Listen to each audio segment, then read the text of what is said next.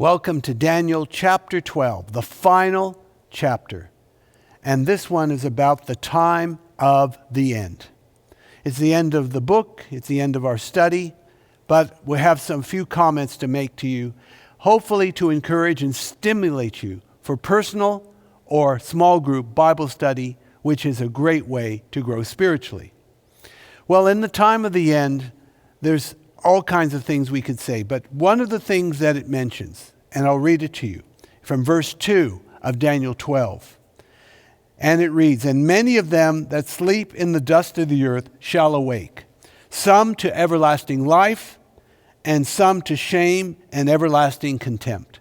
This is one of the clearest Old Testament references to the coming resurrection that we have anywhere. The Old Testament says very little on this subject, but here in this great prophetic book of Daniel, it speaks of it. But it goes on to tell us this in verse 4 of Daniel 12. Not only will we have a resurrection, and by the way, may I take a moment and highlight the fact, no resurrection, no Christian faith. If no resurrection, then Christ did not rise either. Our ability to be born again is contingent on the resurrection of Christ because we're born again unto a living hope by the resurrection of Christ from the dead. So this is of the utmost importance. That's why it's one of the key doctrines of the entire Bible, the resurrection. In verse 4 of Daniel 12, it's also interesting here. "But thou, O Daniel, shut up the words," and close them tight, "and seal the book, even to the time of the end. Many shall run to and fro, and knowledge shall be increased."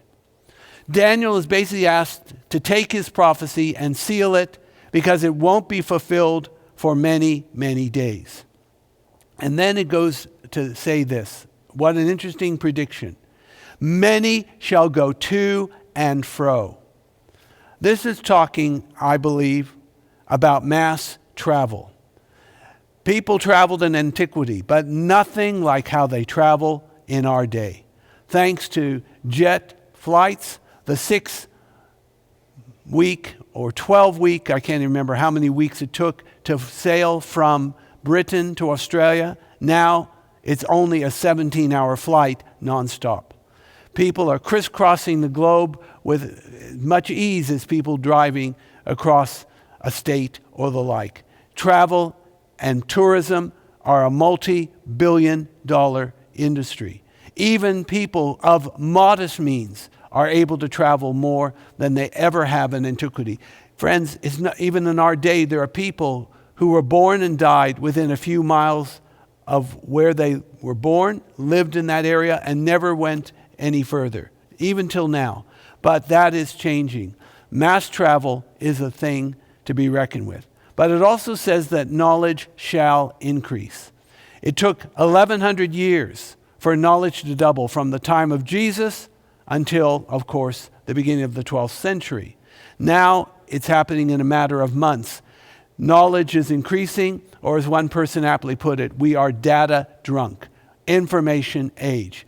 This also is a sign of the last days. But what we also learn is in verse 1 of chapter 12 that the time of the end will be a time of unprecedented trouble. Not only says it in Daniel 12, but Jesus himself tells us in Matthew 24 that it'll be a time of great trouble. Never has the trouble been greater than at the time preceding his coming, and never again will such trouble visit the earth. It's a one-off, horrible, intense period of danger and of trouble. All right, but then he goes on to say this, "Seal the book, go your way, Daniel, to the time of the end." Let me read to you the last verse.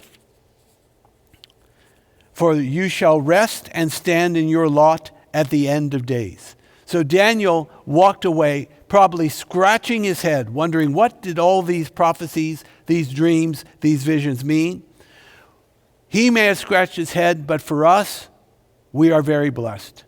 Where the book of Daniel ends by sealing up the prophecy, the book of Revelation at the end of the New Testament has a very different message. It is time to unseal the prophecy, unseal the book. Jesus Christ is worthy to break the 7 seals and to unravel the scroll. He is the fulfillment of Daniel's prophecy. He is the Messiah of chapter 9. He is the King of Kings and Lord of Lords in Revelation, and nobody can come even close to him in any way. Antichrist is a very poor counterfeit and substitute for the real Christ, who promises, surely I come quickly. So where the book of Daniel is sealed, the book of Revelation is unsealed, revealed, and whosoever he reads and heeds the prophecy in Revelation chapter 1 verse 3, God promises a superlative blessing. So I'm glad you could join with me in this series on the book of Daniel from the book The Prophet from Babylon, understanding the book of Daniel. And if you want to visit us, please come to our website at Teach All Nations. It's TAN, the acronym TAN.org.au.